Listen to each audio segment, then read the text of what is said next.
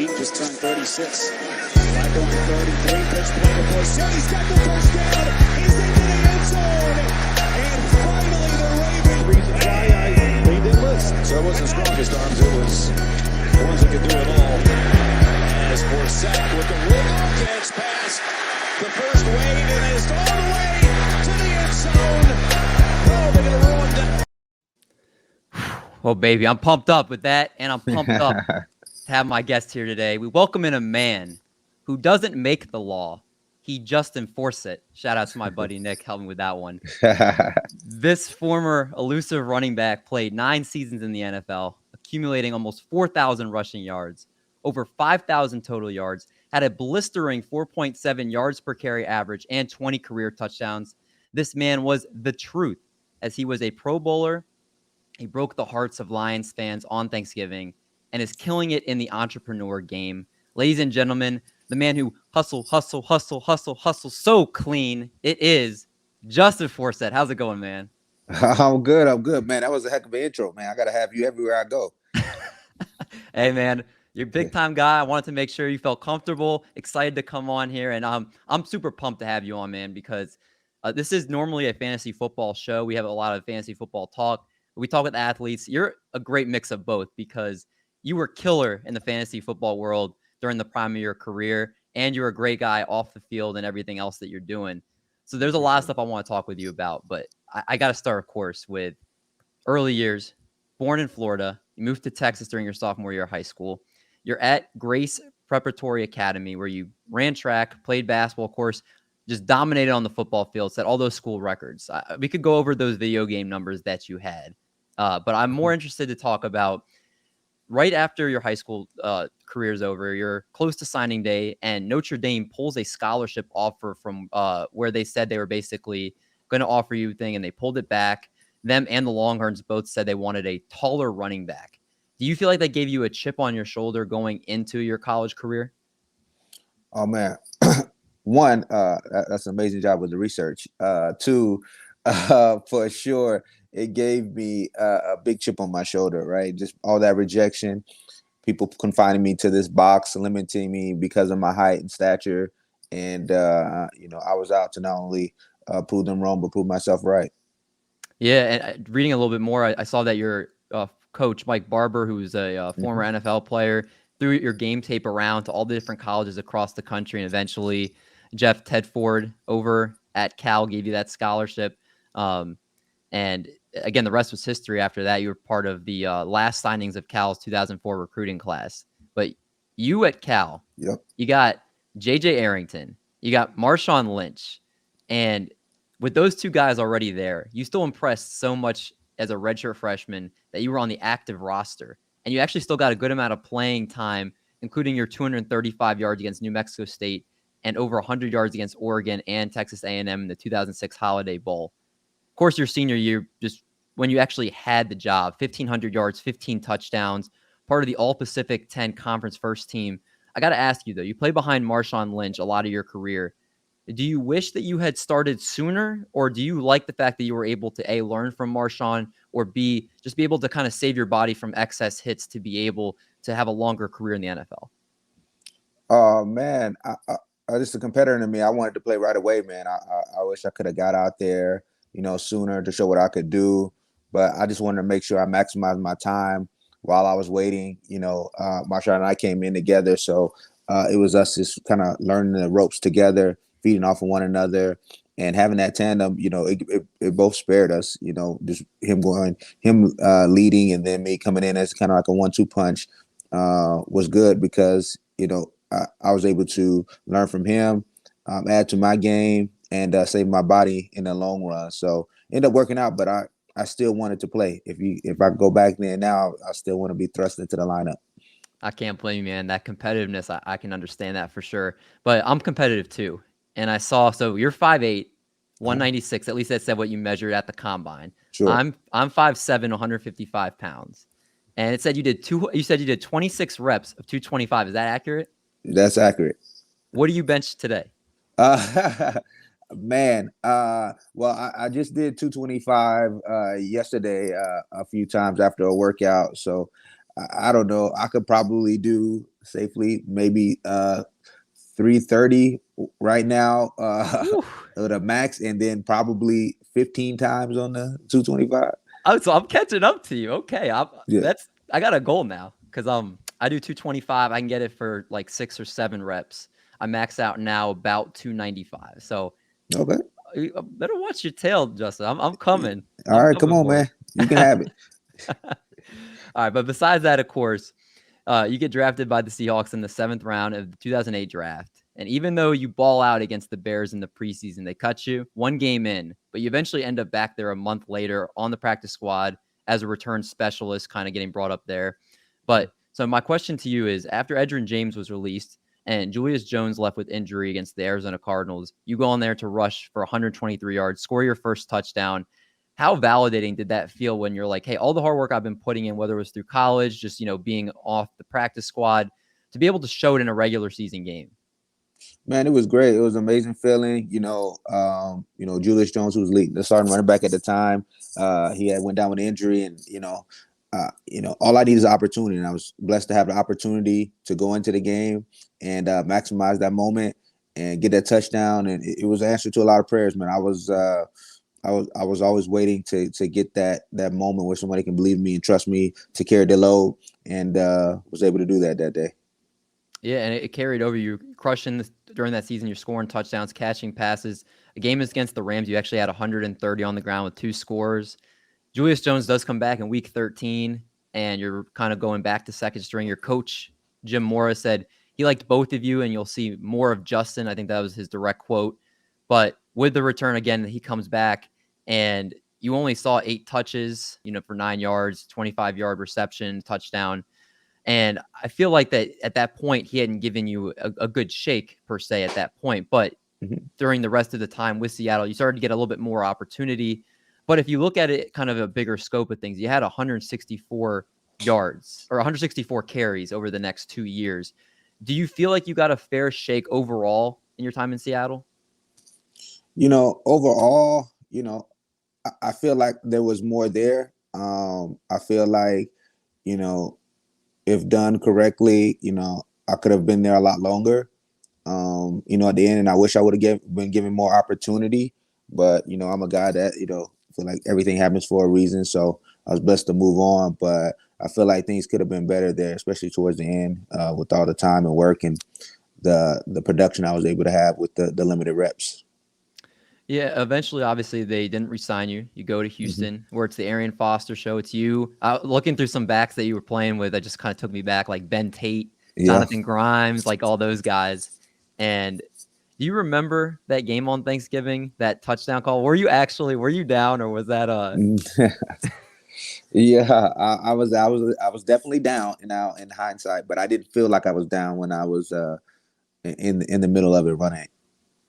Yeah, and that was before the rule change. That was before like all touchdowns were being reviewed. So, I remember because I'm pretty sure I had you on one of my fantasy teams that day, and it was just like, hey, like let it stand, let it stand, let it stand. Yes. It was cool. It was a cool moment, and for them to change the rule after that specific play, it's something at least I can share with my kids that we created a rule change. It was kind of the latest thing to upset Lions fans because there's so many different things.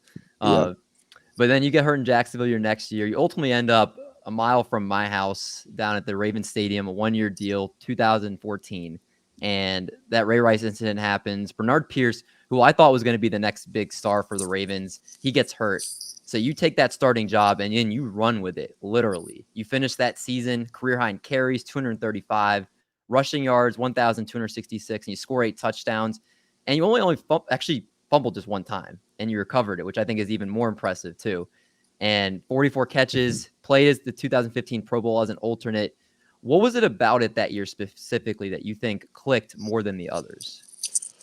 Man, just the opportunity that I had there, the coaches, had the system in place where we were going to run the football. Like it was like run first. And the mindset was like, we were just going to, be physically dominant on the football field. And we were going to establish that in the run game. And, that was the Quebec mindset when having him as offense coordinator. And so we were going to run the ball. I was going to get a lot of opportunities, and yeah, I was just running free at that moment. That was I just got cut from the Jaguars the season before, so I was at a place of peace where I was just like, God, just let me have impact not only on the field but in the locker room, and let the chips fall where they may. Was that the first time in your career that you had done a zone blocking scheme like Kubiak had? No. Most of my career I was in the zone scheme. In Houston, he was there, the head coach. But in when Pete Carroll came to Seattle, it was that. So I was very familiar with the system and the scheme, and even at Jackson, it was the same. So it was just like someone finally gave me a chance to carry the load, and me running with it. Yeah, and then again, I mean, you're the guy pretty much, and then the unfortunate incident in 2015 where a shocker, Aaron Donald of all people, you break your Yeah. arm against him. Do you remember that play specifically?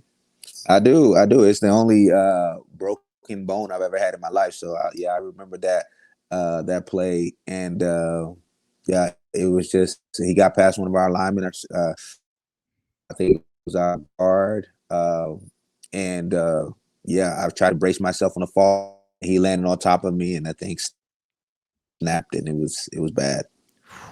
I can't even imagine Aaron Donald like falling on you, or like Yeah. I mean, he's done it to at least a few people this season. I know a ton in his career, but it was just kind of unfortunate because you were kind of at that point in your peak in your career. Now, the part about that is, do you feel like you were at that point, you had been in the league 7 years. Do Mm-hmm. you feel like that time off kind of allowed you to make it a lot harder for you to come back once your injury healed? I know it wasn't anything to your legs, but just that time off after being, a running back isn't in the league usually. The average isn't very long. Yeah. So the fact that you're already there 7 years, a lot of time off with that injury, do you feel like when you came back that it kind of made you a little bit more rusty and that you weren't quite the same back the next year? No, I think that, it was just a lot of change, a lot of turnover. And there was like an identity issue with the Ravens at the time because at once, when I got there, we were heavy run first and with Kubiak's system. And then we had a Mark Trestman come in and he was more pass oriented coordinator. And we were trying to figure out what we were going to do. And it was a little bit difference with internally with the Ravens. So I think they had some younger guys that they eventually liked more towards the end of my career stint there that they just wanted to run with. But I felt like at least that last year I could have still given them another 1,000-yard season if given the chance. Yeah, and unfortunately, at that point, after you, your career comes in after another couple of years, but you retire, had an awesome career. You retire as a Raven, which I didn't know until I started researching, and I thought that was awesome that you did retire as a Raven. And after your career, you really just dove into the whole different side of things. You become a smooth entrepreneur. You had an idea that you had in college, the shower pill that you developed and had other NFL guys invest in, and you go to Shark Tank with that idea.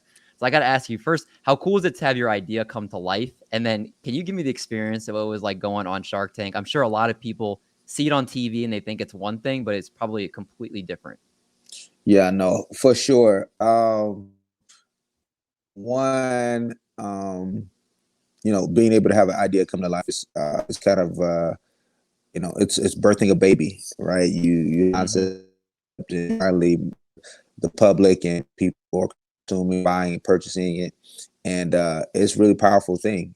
It's a lot of people have ideas and concepts that they want to create, but they never get to it. And I'm just very fortunate and blessed to be able to have something, a vision come to life, and so I'm extremely grateful for that. And then just the Shark Tank experience, it was awesome, man. It's a lot different than I've been on TV for most of my life, but reality TV is a little bit different.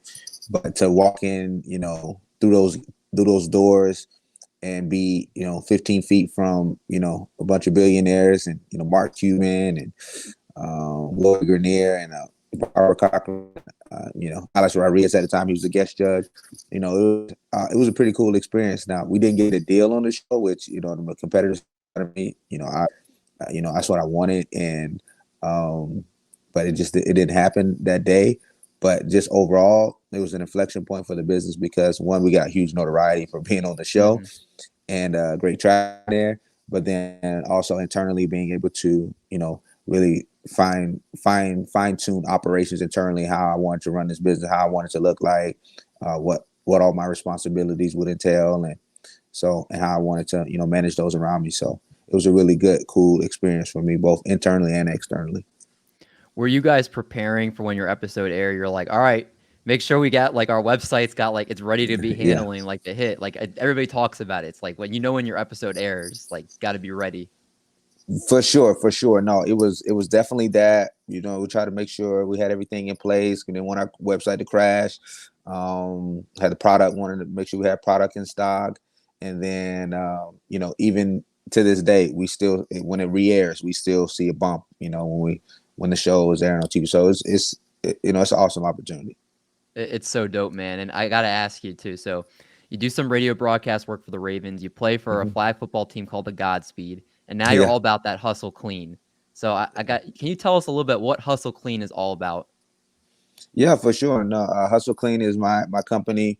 It's a mission-driven self-care brand for the active lifestyle. And what we do is we create convenient products with clean ingredients for the everyday athlete and fitness enthusiast that's on the go. So, hygiene products that usually you can pack in your backpack or gym bag and, help you be more productive of your day, more responsibly. It's kind of, how we see things. And we've been able to, come up with that hero product, which is a disposable washcloth, an antibacterial towelette that removes sweat, dirt, and body odor. So when you can't get to a shower, you want to be able to freshen up, we have that resource for you. So whether you're camping, hiking, working out at the gym, hunting, you name it, we had that solution for this consumer. And it's been really awesome to grow the brand and actually have impact where, we're not only, sold in Target stores and Walmart stores across the country, but also, been able to do a lot of good with those communities that lack access to clean water or hit with disaster. So it's been a blessing.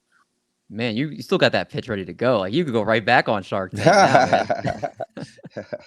I could. I got to ask you though, do I got to sing Boozy while I use them?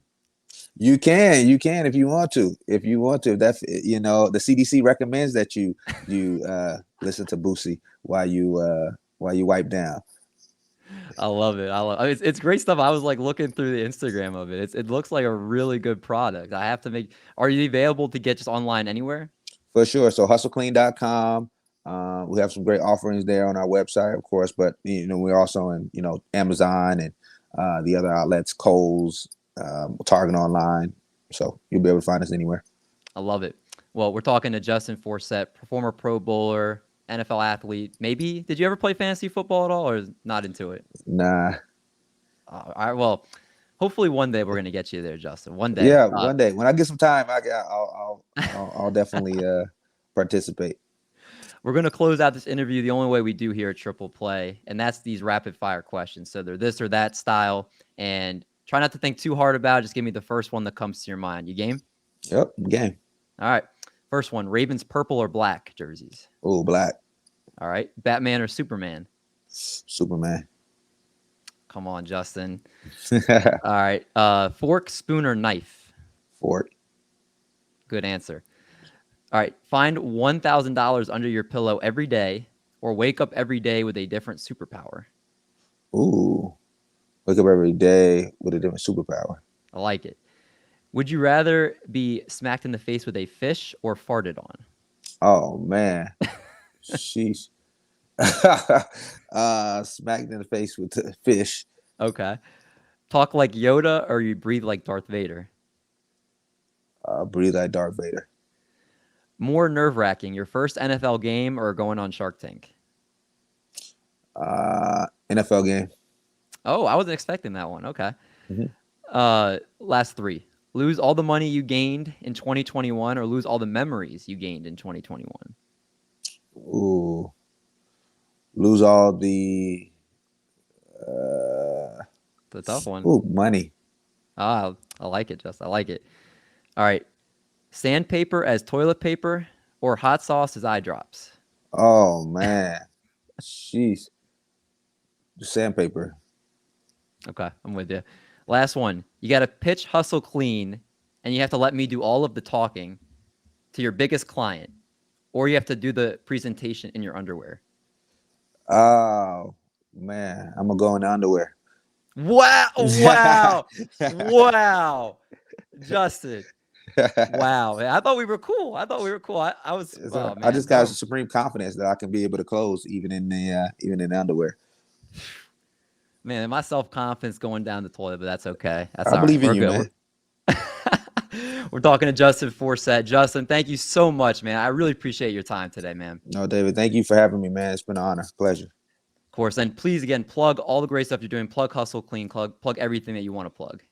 No, love the support. Go buy the product at your local Target in the sporting goods section.